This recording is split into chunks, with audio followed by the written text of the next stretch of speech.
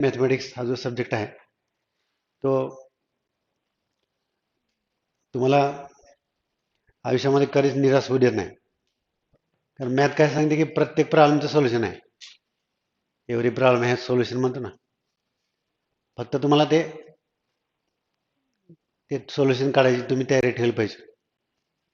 म्हणजे ज्याचं गणित चांगलं असते त्याचं आयुष्याचं पण गणित चांगलंच असते. त्यामुळे मॅथ ज्याचं चांगला आहे तो व्यक्ती आयुष्यात कधीच बेकार नाही राहत.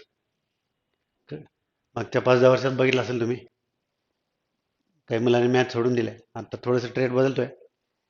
मॅथला बाजूला केलं तर आज त्यांची अवस्था काय आहे?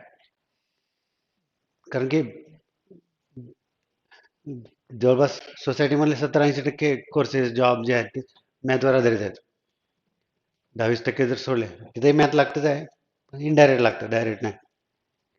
मॅथ नसल्यामुळं आज एक फार मोठं एक 7-8 वर्षाचं जनरेशन जे आहे, मागच्या 2014 पासून ते मधला लॉकडाऊनचा काळ वगैरे, म्हणजे 12 तसं 14 पासून 20-22 7-8 वर्षाचा जो काळ आहे तिथं तयार झालेलं जनरेशन एकदम वीक झालं. कारण की मॅथकडे त्यांनी पाठ फिरवले.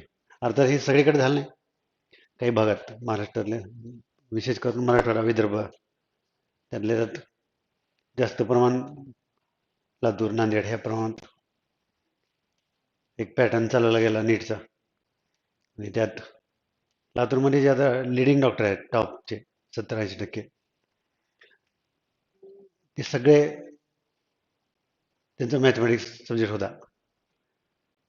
त्या सगळ्या डॉक्टरांचं जे आता जुने प्रतिष्ठित डॉक्टर आहेत, तर मी नाव घेत नाही कोणाचे. त्यामुळं मॅथ असल्यावर डॉक्टर होता येत नाही असं काही नाही. उलट मॅथ असेल तर तुम्हाला फिजिक्स चांगलं सोपं जात आहे. फिजिक्सचे 2 पेपर, केमिस्ट्रीचं फिजिकल केमिस्ट्री सोपं जात आहे.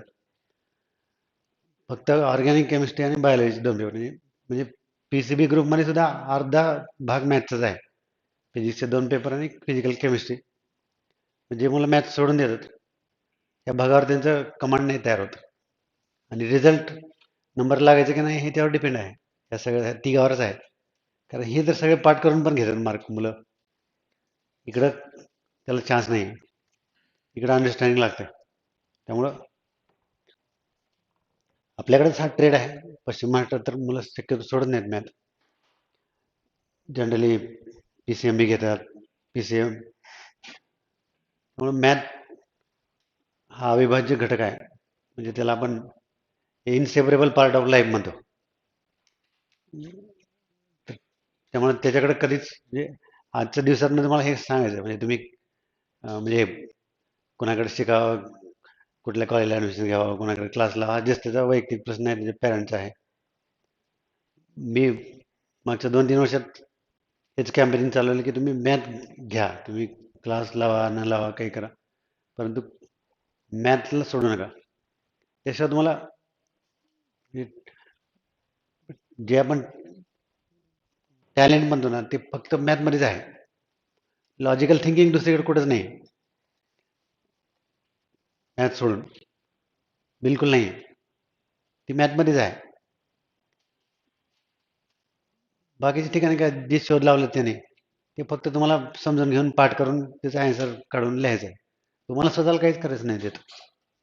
फक्त प्रॉब्लेम सॉल्व्ह करताना थोडंफार तुमचं डोकं वापरायचं आहे. काही तिथे त्यांनी सांगितलेलं फॉर्म्युला तुम्हाला यूज करायचं. इथं तुम्हाला चान्स आहे स्वतःचं डोकं वापरायला. अनेक पद्धतीने तुम्ही सॉल्व्ह करू शकता. तुमची क्रिएटिव्हिटी वापरायला मॅथमध्ये खूप चान्स आहे.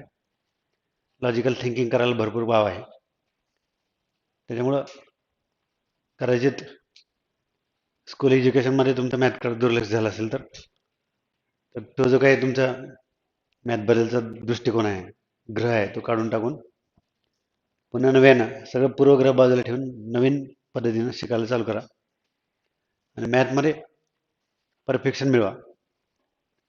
बाकीच्या सब्जेक्टसारखा मॅथचा अभ्यास करत करत नाही आपण, म्हणजे करू नये. मॅथमध्ये पहिलं कन्सेप्ट, थेरी, सब्जेक्टिव्ह पार्ट प्रति कमांड तयार करावी आणि नंतर मग ॲप्लिकेशनकडे वळावं. म्हणजे मॅथ कधीच तुम्हाला धोका देत नाही. रिस्क आहे त्या त्या पद्धतीमध्ये. जे मुलं डायरेक्ट ॲप्लिकेशनला हात घालतात तिथं मिळालं तर एकदम आउट ऑफ मिळतील, नाही तर मग पूर्ण बरबाद होईल, असं रिस्क आहे. तशी रिस्क इथं नाही आहे. या पद्धतीने थोडा वेळ लागतो कन्सेप्टचा अभ्यास करून, सगळी थिअरी कन्सेप्ट फॉर्म्युले, नंतर ॲप्लिकेशन. मुलांचं कसं शॉर्टकट वापरायला जातात, डायरेक्ट ॲप्लिकेशनकडे वळतात, त्याच्यामुळे ते वीक राहतात. निवड परीक्षेच्या दृष्टीने बघू नका.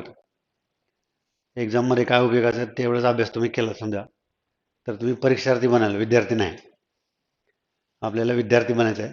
परीक्षार्थी आणि विद्यार्थी बनल्यावर परीक्षार्थी होतच आहे, असं काहीच नाही की समजा एखाद्याने कन्सेप्टचा अभ्यास केला समजा तर ते काय नापास होत असलेला भाग नाही, त्याला CET मध्ये मार्क पडतात.